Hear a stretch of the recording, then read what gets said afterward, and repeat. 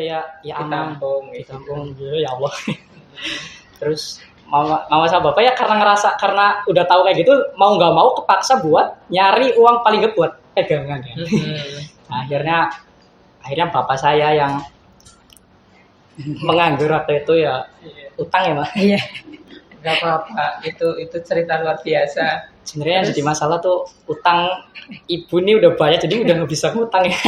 Jadi itu waktu itu untung aja ada 100.000 itu udah bikin senang sih waktu itu 100.000 dari ayah. Terus ya udahlah yang penting bisa buat makan di sana, nggak ngebebanin Yafi banget.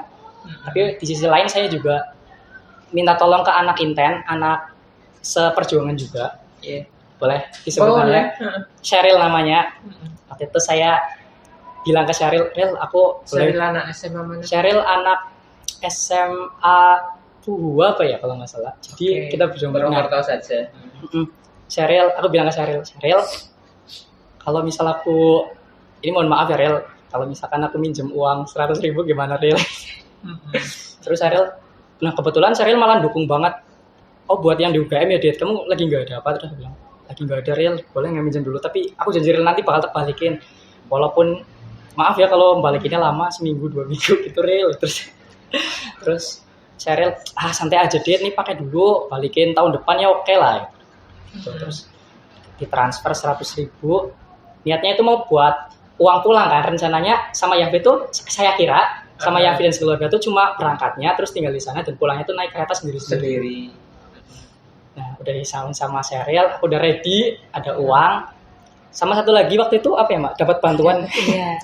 Gak tau waktu itu datang bantuan dari pemerintah ya Mak? Iya, yang Masya Allah. KKS itu kan saya dapat Jadi buat uang saku dia ke Jogja. Waktu itu Adit ngerasa banget kayak yang tadinya mengejar UGM seperti nggak didukung oleh alam semesta, tiba-tiba alam semesta kayak datang buat ngasih ini nih, berjuang dulu Dit, jangan nyerah dulu.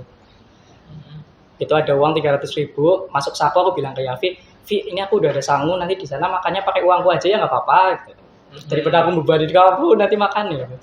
Terus sampai di sana bantu kosnya Yafi. Tapi ternyata untuk uang makan dan lain-lain dibiayain sama ayah dan ibunya Yafi. Terima kasih banget untuk ayah dan ibunya Yafi. Beliau orang baik semua ya. Sama Yafinya juga. Waktu itu aku ingat banget pertama kali malam-malam tiba di UGM, Yafi bilang, Dit UGM yang kamu mau nih. Rumah kedua aku nih, sama banget. Bilang gitu ya, terus malam-malam aku lihat UGM, wah gede banget, langsung, wah nggak bisa, ini gede banget Pak, sumpah. Itu udah impianku banget UGM terus. Iya, UGM itu kampusnya bisa satu kelurahan ibaratnya. Lihat UGM terus. Tapi di sisi lain juga mikir, apa iya aku layak ya di sini ya, universitas segede ini isinya orang-orang pintar semua nih, sedangkan aku udah tertampar kata-kata yang waktu SNBT nggak lolos aja terus. UGM waktu itu bikin aku insecure dikit, tapi di sisi lain juga bikin semangat. Ini boostingan mentalku nih. UGM sebagus ini aku harus kejar, nggak mau tahu. Iya. Terus itu waktu itu ketemu kakaknya Yafi di FIB dan kakaknya Yafi minjemin motornya dan aku sama Yafi langsung berangkat ngecek tempat tes. Waktu itu jam 8 apa 9 malam ke Fakultas Farmasi. Tesnya Paginya ke Fakultas Farmasi, ke situ ngecek terus aku harus bisa aku menangin mental gue, aku harus bisa, ya Allah kali ini izinin aku lah. Terus kayak gitu. Besoknya berangkat tempur UTUL. Waktu UTUL diantar sama Yafi? Sama Yafi juga. Karena tidurnya juga di kosnya Yafi. Pagi-pagi sama Yafi kita berangkat jam 5:30. Nah itu waktu itu mau cari sarapan Pak, tapi gak tau kenapa waktu itu gak nemu sama Yafi. Jadi terpaksa kita makan roti yang dibeli malam-malam. Aku jadi makan roti itu. Nah datang ke tempat itu, lapar sebenarnya waktu itu. Karena cuma makan roti. Ya roti. Kabarnya waktu UTUL sempat trouble kedinginan kamu? Iya kedinginan. Pusing juga sih, meriang. Pusing banget itu. Karena belum sarapan dan waktu itu lupa pakai dobelan ini. Karena saya nggak bawa baju top tebel gitu ya. Sebenarnya bawa, cuma lupa saya pakai waktu paginya karena buru-buru itu. Nah waktu di sana AC, saya kedinginan. Waktu awal-awal saya fokus banget nih. Ini nih soalnya nih gaspol. Seret. Soalnya matematika juga masih gaspol. Tiba di fisika waktu itu terakhir. Saya fisika cuma bisa ngerjain 2 waktu itu. Terus saya ngerasa ya kalau misal fisika ini aku ngerjain 2 dan ngelihat yang sebelum-sebelumnya aku udah ngerjain, kayaknya aku belum bisa lolos UGM karena kan ada minusnya ya, kalau salah minus. Dan waktu itu aku Adit ngerasanya kalau aku cuma jawab segini, enggak sih, aku nggak bisa masuk UGM. Akhirnya Adit di tengah pusing panas itu, Adit beraniin diri buat ngadu keberuntungan waktu itu, Pak. Saya sisa jawaban fisika itu saya jawab, saya blok D semua. Terus saya berdoa. Saya berdoa, ya Allah, sesungguhnya hari ini hamba lagi pusing ya Allah, walaupun tadi sebelumnya saya nggak pusing. Dan ya Allah, hamba tahu kok kalau Engkau selalu datang menolong orang yang sedang kesusahan, apalagi sekarang ini hamba sedang pusing dan panas. Jadi dengarlah panggilan hamba ya Allah.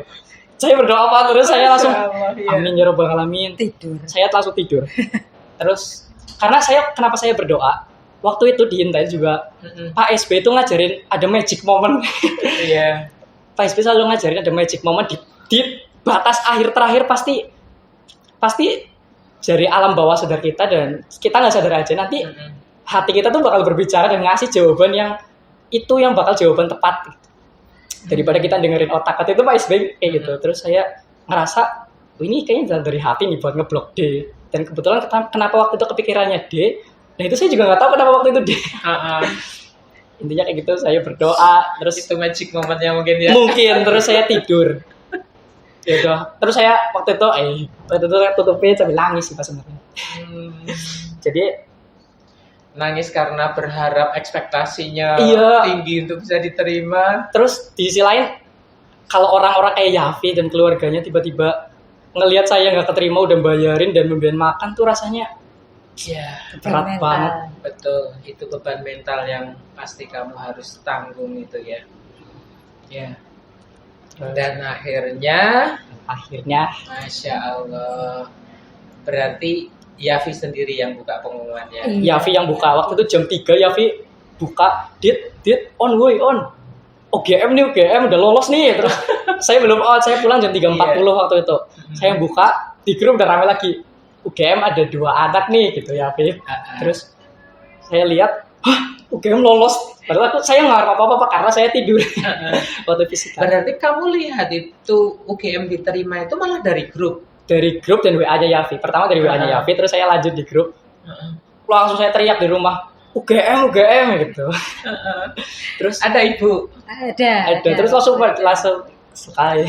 Masya Allah. Ibu gimana waktu lihat Adit diterima di UGM perasaannya? Ya seneng.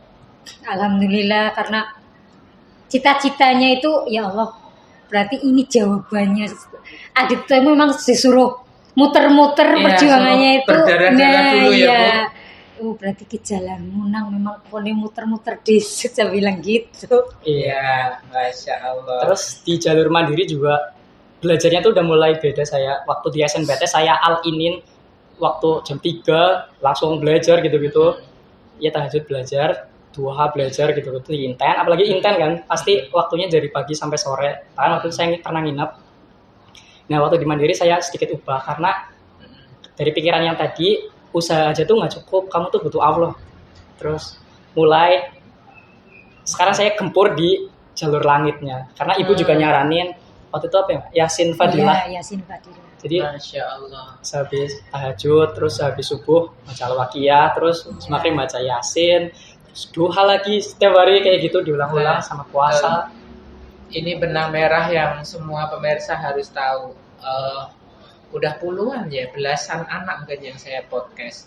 Itu saya selalu mendapatkan kesimpulan anak yang diberikan kemudahan pertolongan Allah itu, satu memang mereka baktinya sama ibu terutama ya itu luar biasa. Yang kedua jalur langit itu, betul kata Adit, jalur langit itu luar biasa karena sejatinya kita ini nggak punya kemampuan apa-apa, Allah saja yang memampukan. Nah saya pengen mengulik ini Dit, dari tadi Adit bilang intens ya, ikut bimbel intens ya. Intens ini saya lihat kan bimbel yang pembayarannya cukup lumayan ya. Gimana Adit? Ceritanya bisa belajar di Inten itu? Boleh Pak. Boleh.